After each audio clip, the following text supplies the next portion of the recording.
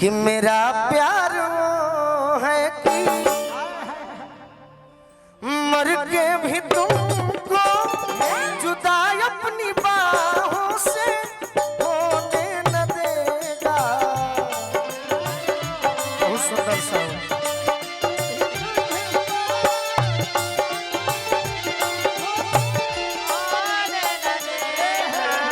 अब हालांकि लोकगीत हो गई तो निमन ना लगी भजन बाकी प्रयास करते हैं। बीड़ा वाली माई से भक्त कहता कि माई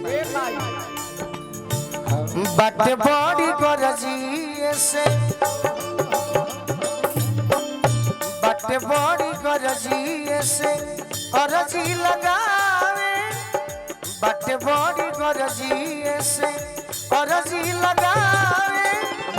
अवये मतारी तोहार बबुआ बोलावे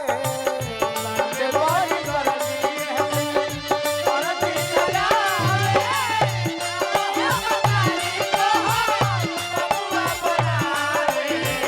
बाटे बड़ी गरजी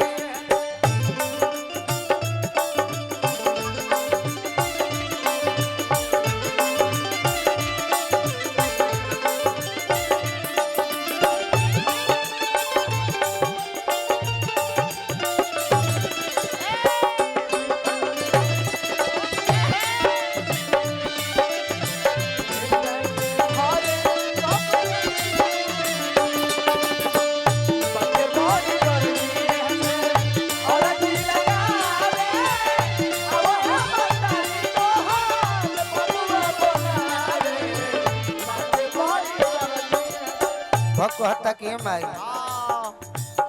हौ मलकीन तुही छूटल किनार तले टूटल पतवार हो बन जा खेवैया नैया पर मझधार हो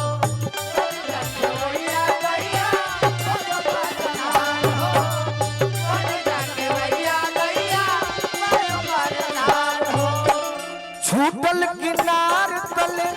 टूटल पतवार हो बन जा खेवैया नैया फसल मझधार हो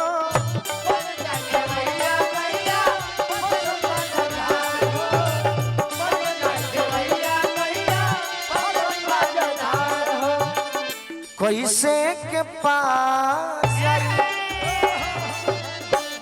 कैसे के पार जाई पवरे नयावे कैसे के पार जाई पवरे नयावे अवये मतारी तोहार बबुआ बोलावे कैसे के पार जाई पवरे नयावे अवये मतारी तोहार बबुआ बोलावे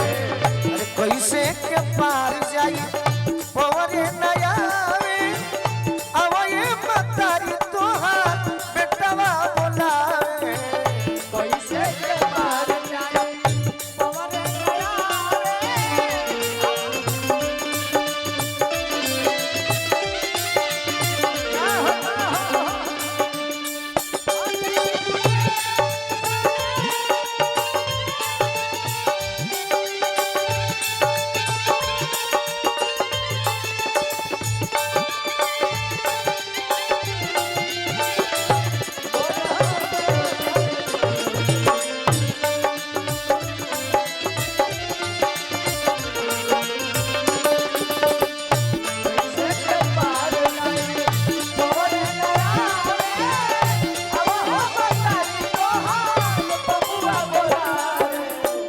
और का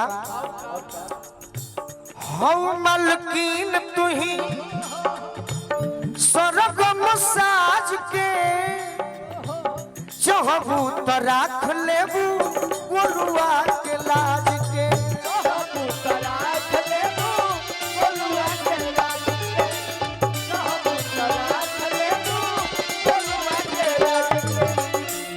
कतनो वीडियो कॉल बात करेबू निशा बाकी गीत हमरे मिली जैसे कि हमार गीत आशुतोष बाबा हमरे लायक लिखिला तो तनी मेहनत कर लात हो गई अलग चीज बा जैसे कि भगवान तोहरे के सुंदर बनौले बड़े आशुतोष बाबा कलम के जादूगर हैं। आशुतोष बाबा के वीडियो कॉल के माध्यम से प्रणाम करो। हम बाकी केहू के ना रो तो सब जानी लरूरा झा जी हैं। आशुतोष बाबा के प्रणाम करो। निशा के भी गीत लिखी हम ही आग्रह करो। हौ मालकीन तू ही सरगम साज के चहबू त राख लेबू गोलुआ के लाज के चहबू त राख लेबू गोलुआ के लाज के चहबू त राख लेबू गोलुआ के लाज के सोनू संग दिल संगे सोनू संग दिल संगे सिरावा झुकावे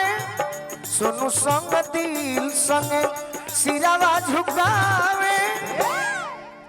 कि सोनू संग दिल संगे सिरावा झुकावे आवे मतारी तोहार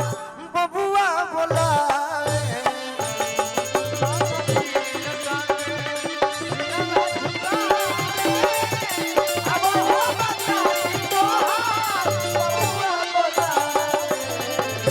सोनू संग दिल संगे सिरावा झुकावे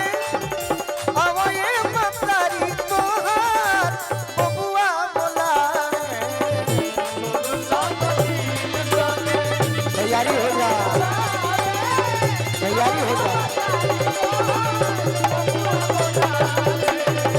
सोनू संग दिल संगे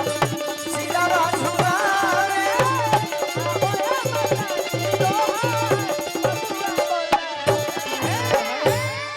कि सोनू संग दिल संगे। अब लोग ढेर भजन गा के का करो।